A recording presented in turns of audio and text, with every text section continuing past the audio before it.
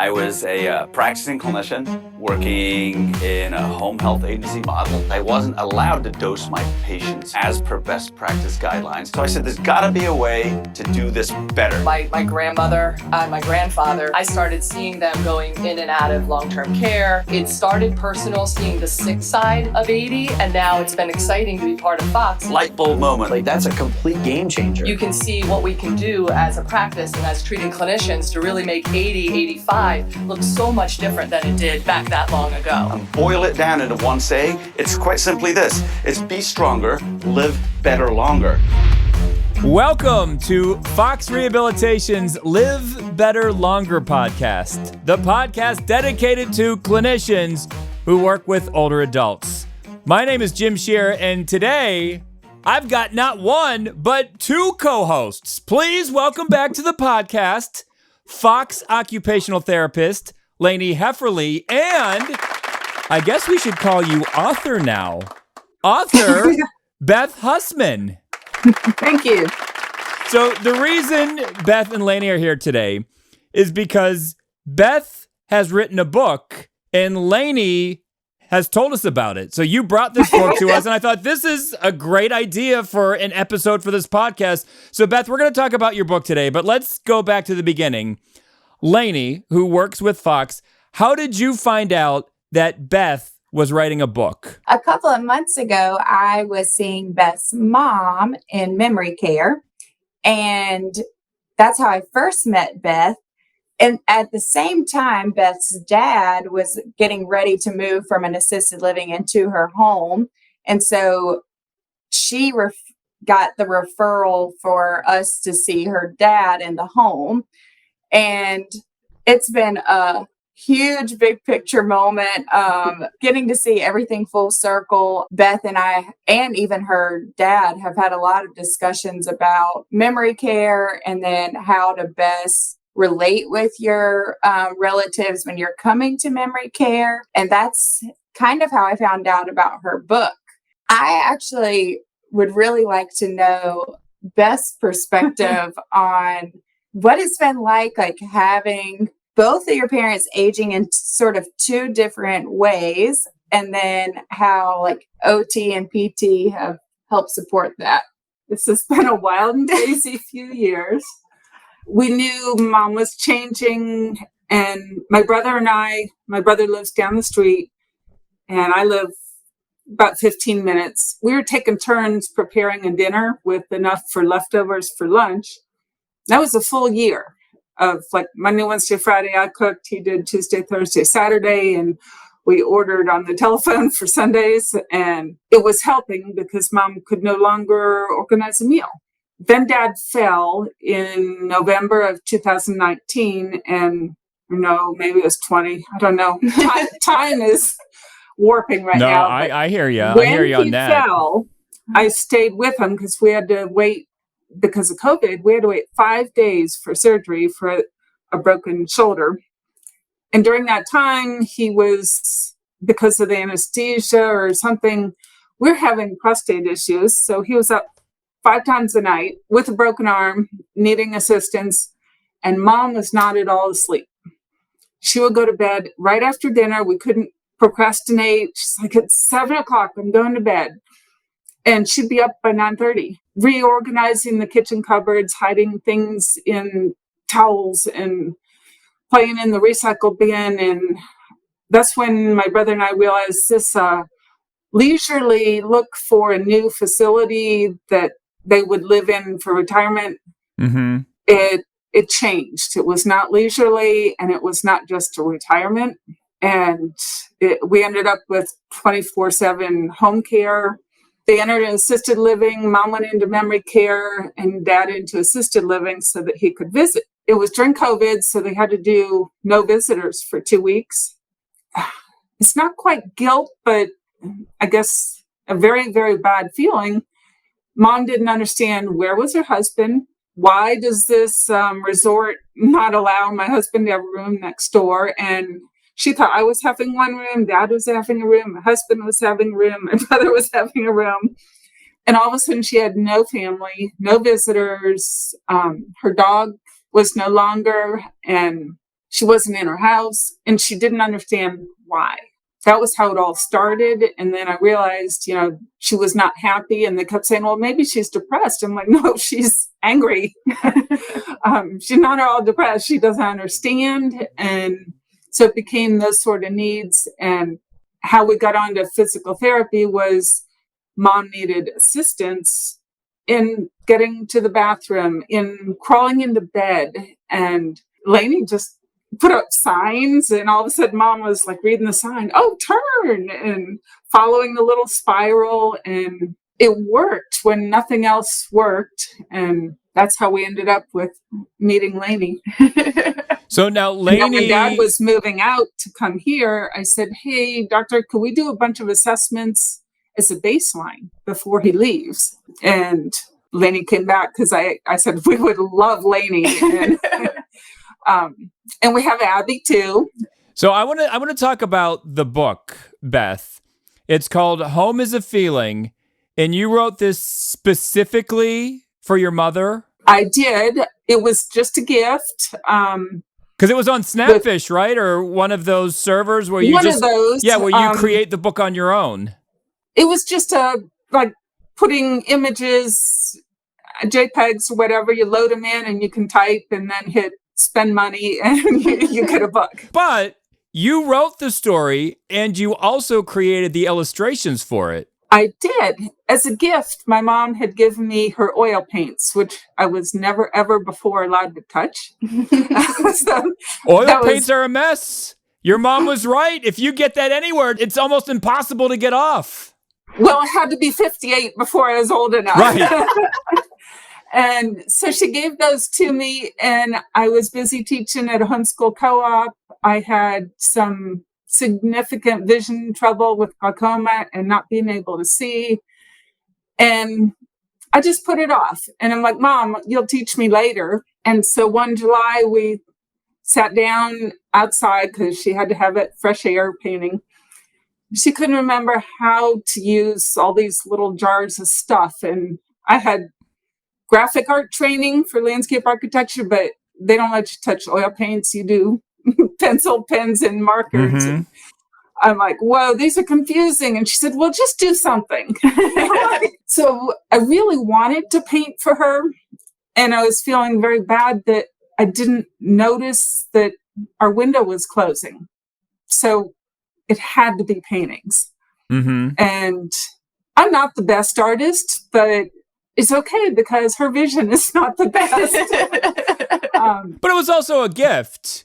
It So was just a it was gift, just the and thought and energy you're putting into this. she likes the huge font.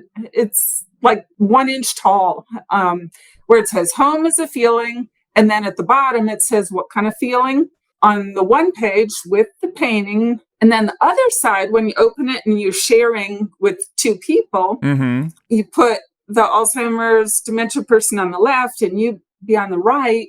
The right has other little phrases like home is a feeling of being comfortable in a place. So I have her watering, I actually morphed the image into some men, some women, being comfortable in the garden, watering the hose. And then I list other places it might be comfortable. In your warm, cozy bed, in your reading chair. And they're meant for conversation starters. And that's important because in the nursing homes, I saw so many other children of adults sit there and stare at their parent. And I'm thinking, why aren't you talking? Why aren't you touching them? Why are you just like there? I mean, that's not a good visit. Mm-hmm. So my goal was to help a visit. And I had a friend, her mom had Lewy body dementia, and it was taking a very fast turn down. And I went online, I ordered another of that picture book for my mom, and I gave it to the daughter, and she and her mom read it that night, and we talked the next day, and she said, we were both crying. And her mom passed 2 days later. Oh my gosh. And we were talking on the phone, and she said, that gave us the most beautiful evening. She said, we read it 3 times. And for me to give them something to do while they were sitting up in the last hours. to give them precious time together. That was beneficial. And I could see this, I'm helping people. This is seriously hard, having a parent in that position. And if I can help, I want to help. And there was another man, Mr. Clarence. He was so adorable. He had like 3 or 4 people gather around a little table. The only printed material in that place was the activity list. So he'd read it off. 8 o'clock, breakfast. 9 o'clock, free time. 10 o'clock, story hour with whatever. And they would pay attention. And he's like, I think we're all set. Does that agree with everyone? You could see his former life. He ran meetings. He was very good at this. He asked for consensus. And so I gave a caretaker the book, and Laura read it to this group. And one of the men who didn't speak very often, at the end, he stood up and he goes, amen, amen, amen. I'm like, he talked. And so it made him happy. And then Laura agreed she would videotape, and she'd read it with this little tiny lady, Miss Bonnie. She had her walker heaped over the top with stuff, and she got it from everybody else's rooms. But she was leaving. She was going home to Anderson. And so Miss Bonnie's videos are on my website. And she is so delightful. She's like, now that about says it. And it made a very happy spot in her day. And that's when I realized, this is too easy. I already did the work. Yes. And it's all about just sharing that moment. That moment. And there's other ladies, Miss Connie and this, I don't remember her other name, but the 3 of them and my mom would, like Alzheimer's, the game is called drag and drop. You have something, you drag it around, then you drop it and lay it down somewhere. Second, mom would lay that book down. Somebody else would pick it up and walk around with it all day long. And then they'd put it down and somebody else would take it. And then they had fights. And I'm like, okay, I'm going to print another copy. And I just left it there. And it's bright orange with purple, a little bit of Clemson, but I'm not a Clemson grad, but it's an unusual color. And I think that made a big difference too. It's screaming at you.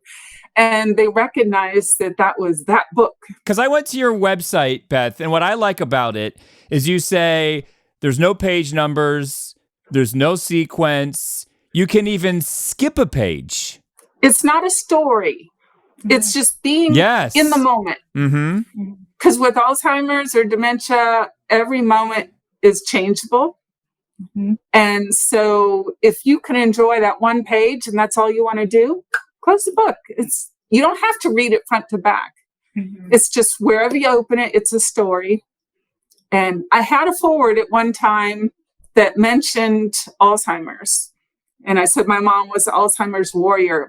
And that's the first gift edition that I gave to her. And she read that and she says, I do not have Alzheimer's. I'm like, I'm sorry. And she's like, that's really offensive. And I'm like, okay. But that's where we were. So I knew then that's a bad idea to have mention of anything wrong. Just that this is for comfort. This is for enjoyment. This is for sharing.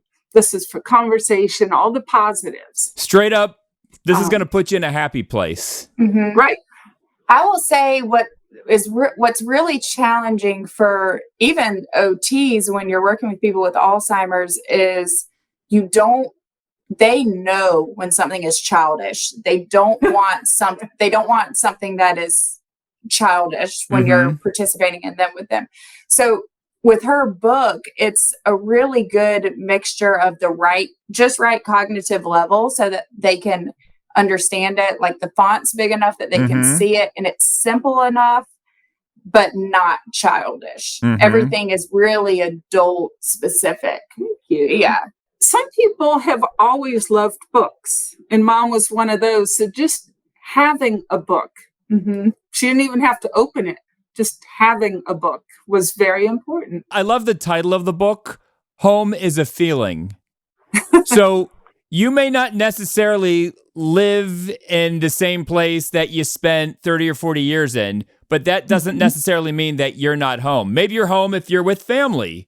Maybe you're home if you're happy. So I love the title of that book. How did you come up with the title? In our early marriage, we went through the biochemistry shebang of the 80s, and we moved 8 times in about 8 years. And our 5-year-old asked, "It's spring, when are we moving?" And we said, "We're not." And then a week later, we were.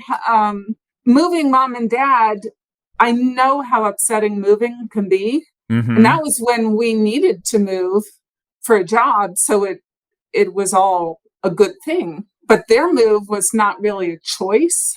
It was kind of a necessity. Right. So I know it was packed with a lot of feelings, but you still need to be comfortable. And then I met a caretaker, and she had a client who was wanting to go home. And the caretaker said, "She is at home. She was born and raised in that house. That always has been her home." The mindset, it's not about the house. It's so much more than house. It's your heart. You know, that old thing, home is where your heart is. Home is comfortable. Home is where everybody loves you, or you're loving other people. It's everything wrapped up in being human. So I'm going to do a selfish plug for occupational therapy there. The first thing, when I read her book, I also was moved to tears, but for a separate reason. Everything that she lists in the book is a meaningful occupation. So in each page, it's like cooking with your family, gardening outside in your yard, everything is a meaningful occupation that she lists in there. And I'm like, yes, this is so good, because it's so true. It's not where you are. It's more, home is the feeling that you get participating in meaningful occupations. Yes. It's a healthy mindset. Pressing all those buttons. Yeah, Lanie, I wanted to ask you, as a clinician, can you explain why a book like this, and even having that shared moment with a loved one, is important for a patient with Alzheimer's? Oh, it's important for both parties. So for the patient with Alzheimer's, specifically in those memory care units, a lot of times they don't have a lot of activities that they're participating in. And so that's one of the things that I'm doing right now with the memory care that her mom's in and that I'm working with, is really trying to build into some structure into their day, educating the care aides on like cognitive specific exercises that they can do. And it helps patients sleep better at night. It helps them not fall because they're more active. It helps their mind, like they're not as anxious because they have something to focus on throughout the day. So having activities that you can do with them that are appropriate and maintain their attention just have a slew of benefits for the patient, but also for the caregiver, because like Beth said, there's a lot of people that go in there and they have no idea what to do with somebody who has Alzheimer's. So they're just sitting there. A lot of times it's just as important for the caregiver to feel like they're connecting with their loved ones as it is for the patient to do something that's meaningful to them. It's like an icebreaker in a way. It's like a buffer. Yes. Yeah. It's almost like, with adults now, if we go to a dinner party, we might have those little conversation starter cards. Yeah. Like that's a big thing right now with my generation, for sure. Those little cards that basically boost conversation between people. And yeah, it's the Alzheimer's version of that. So Beth, let's talk business now. You're going to publish the book. Have you published it already? I am awaiting a proof copy. It's a few days late. Okay. As long as everything's okay, then I hit the button and it goes on Amazon. And then I have to work and market. But think of it like this. Every book you send out is helping someone. Absolutely. So it's good work. I didn't ever set out to be an author. When it's finally ready to go, it'll be available on Amazon. It's called Home is a Feeling, from Mary Beth Husman. That's correct. And I have a website. Shout it out. I was going to say, like, how can people find out about this book? It's all one word. So it's designed to be worthy.wordpress.com. Designed with a D at the end? DESIGNED. ED. All right. Designed T-O. to be worthy. BE worthy. WRTHY. Because God, even if you have Alzheimer's, God loves you and he designed you to be worthy of being loved. Designed to be worthy. I love that. All right. So let's take a quick break. And when we come back, I just have a few more questions for you. Can you stick around for a few more minutes? We can. Sounds All good. right. Do not go anywhere. The Live Better Longer podcast will continue right after this.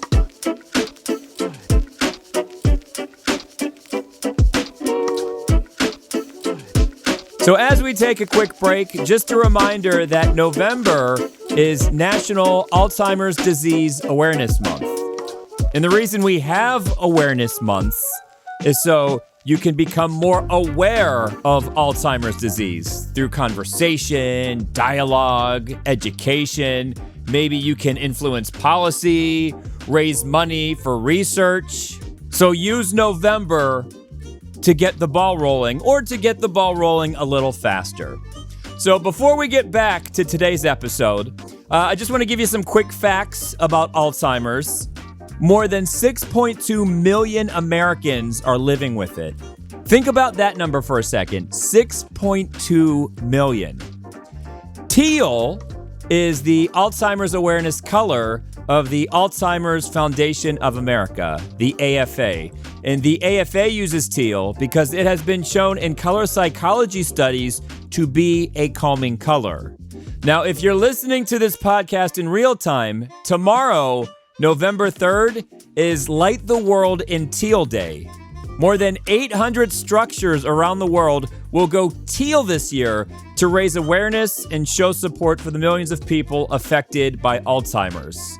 So if you have access to a building, even if you have access to your window in your house or apartment and you have a teal light, shine that on November 3rd, Light the World in Teal Day.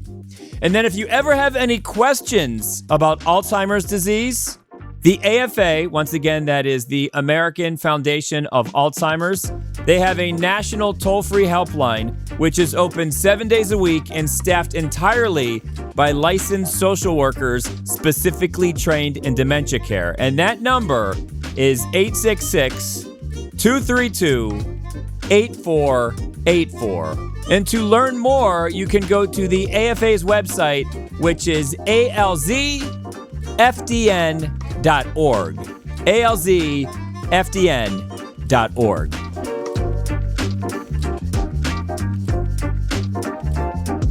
We are back on Fox Rehabilitation's Live Better Longer podcast.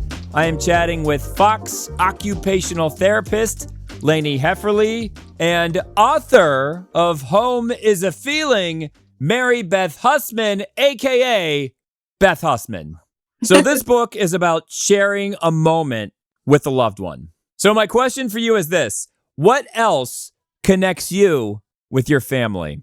I would say with my grandmother, I talked about her on the last podcast. She's amazing. She does everything. But I'm a new gardener. So I call and talk to her a lot about, I send her pictures of my plants. We talk a lot about plants. And then also cooking. So I always call her and my mom and my husband's mom and his grandmother just for all the cooking tips. So those are my two, cooking and gardening.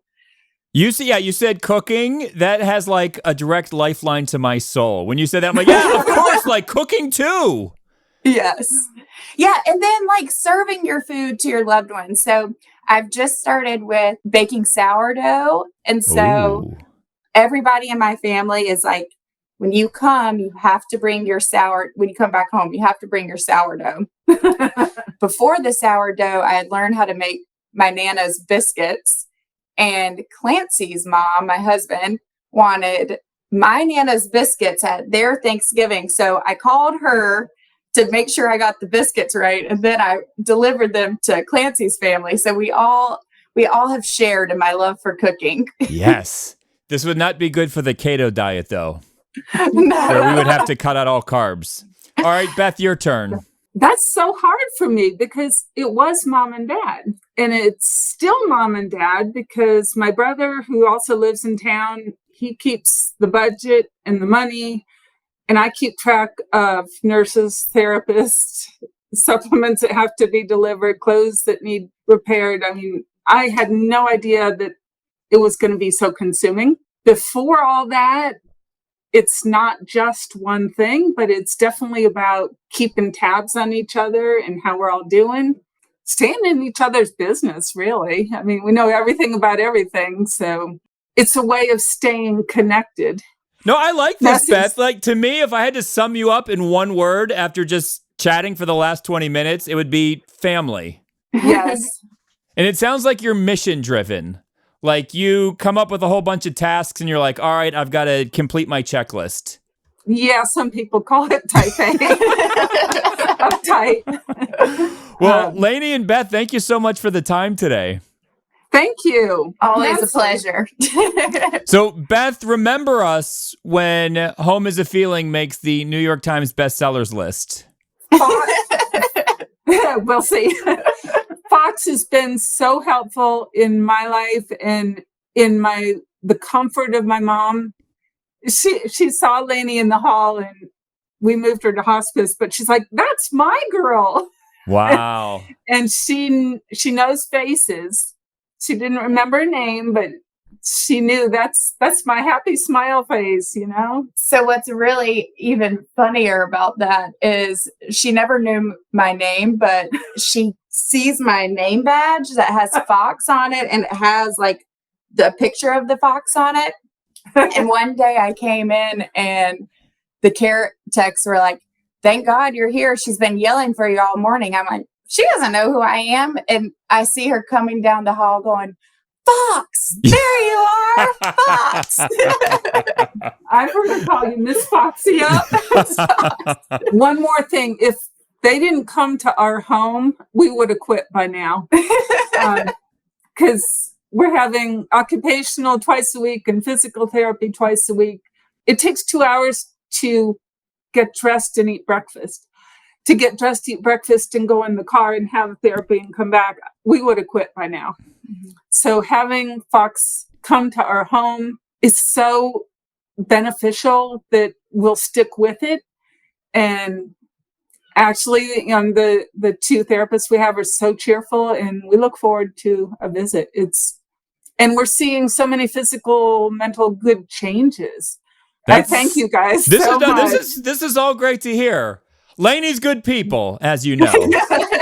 So thank you for the time today. Thank you. Yep. So for Lanie Hefferly and Beth Husman, my name is Jim Shear, and we will see Yins later.